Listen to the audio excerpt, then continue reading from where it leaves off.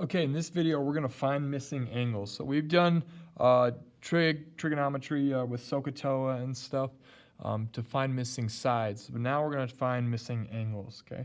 Now, we always know trig is using right triangles. So sine, cosine, tangent deals with right triangles. So I'm going to start by drawing a right triangle. Okay? But now this time, the x value that we want to find is going to be an angle instead of a side length or something. Okay, so now the side length for the hypotenuse, let's just call it 12, and let's call the adjacent side 8. The first thing we need to do in solving for this missing angle x is to identify the sides. So we know that the x is the angle we're talking about. Opposite that x is the side that's not marked, which is fine. We'll just label the other sides. 12 we know is the longest side, it's the hypotenuse across from a 90-degree angle, and then that leaves 8 to be the adjacent.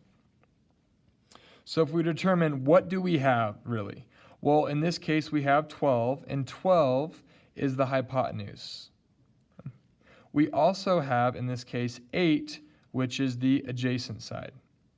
So in SOHCAHTOA, and I'll spell SOHCAHTOA out here, we have the h and we have the a. So the trig ratio that we need to use that uses h and a is the cosine, right here in the middle, the a and the h. So this means that the cosine is equal to a over h. And I'm going to redo this with now the side lengths and angle x. So now we're going to take the cosine and rewrite it in the correct format. The cosine of some angle. Well, the angle that we're trying to find is x. That is equal to the ratio of the adjacent side divided by the hypotenuse. The adjacent side is 8, the hypotenuse is 12, so 8 over 12.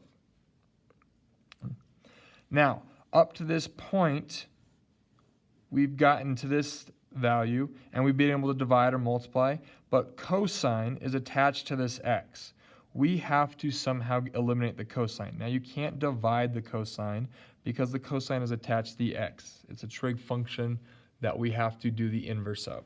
So in order to take the inverse, so I'm going to say to eliminate. So to eliminate any trig operation, we need to use what we call the inverse. And the inverse is going to be a symbol that it's going to be the cosine with a symbol of a -1 as its coefficient. So we call this the inverse cosine, which is the opposite of cosine. Okay. So we're going to take the inverse cosine of the left side, but then we have to do that same thing, and we have to take the inverse cosine of the right side. So once you eliminate the cosine, you get x is equal to, and I'm going to put it in this way, because we always take the cosine, sine, tangent of some angle or some value. In this case, the value is 8 over 12. So we take the inverse cosine of 8 over 12. Now I'm going to pull a calculator in, and I'm going to show you how you're going to find the inverse operation in a calculator. Okay. If you look at cosine, right above cosine is this cosine with a -1 as the exponent. That's called the inverse cosine. Okay. Now sometimes it will also be called the arc cosine. So if your calculator uses a cosine, that's the same as saying inverse cosine. Okay. But in order to get to that blue, we have to hit the second first. So we have to hit the second button, then cosine. And as soon as you hit that cosine, the -1 comes up for the inverse, and then it starts a set of parentheses, and we need to input the fraction 8 divided by 12 inside those parentheses. So we're taking the inverse cosine of 8 divided by 12. And then that gives you 48. Now if you don't get 48, that's because your calculator's in the wrong mode. Okay, my calculator is in the correct mode. So you can go to the mode button and you can change your calculator to degree modes. It might be in radian, so you would have to scroll down and over and hit select the degree buttons because we want to be in degree mode. So now if you do it and you were in radians, hopefully you can get to the 48. Now I'm going to round this to 48.19, and I'm going to round that 8 up to a 9 from the thing. So x is the angle now is approximately 48.19 degrees. So that is the angle, that missing angle that we tried to find in this right triangle. Now I'm going to do one more example, and I'm going to use a little bit different notation. So let's draw a right triangle in a little different orientation. Okay. Now geometry will start calling angles according to this Greek letter, and it's called theta. It's like an O, but it has a little line through it. Okay, so call that theta. Okay, so maybe I want to do this. This is theta. It's basically just a variable that represents, meaning angle. Now it doesn't have to be an angle. This is essentially what we call x or something, but it's a Greek letter that we have associated in geometry to mean angle. So we're going to find this angle theta. You could also think of it as x. It's just an unknown variable that we're trying to find. And I'm going to call this side length, let's say this is 13. Okay. And let's again give the hypotenuse a side length of 20. Okay. Okay. The same process applies. This is the angle that we're trying to find.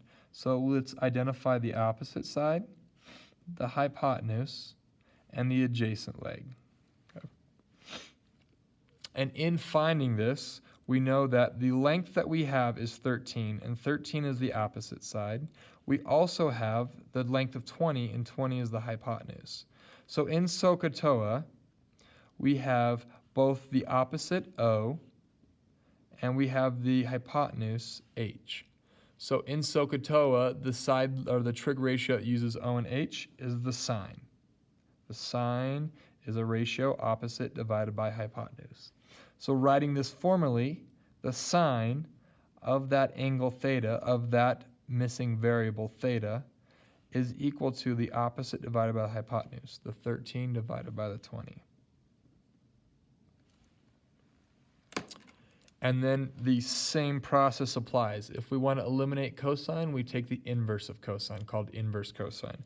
If we want to eliminate sine, we take the inverse of sine.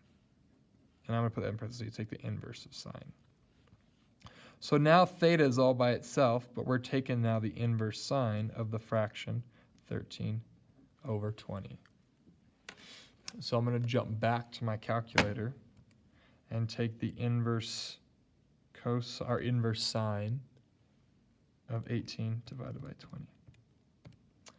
That angle is 64.1. Let's round it to 1/6. So theta is approximately 64.16 degrees. And that's solving for missing lengths, giving two sides in a triangle.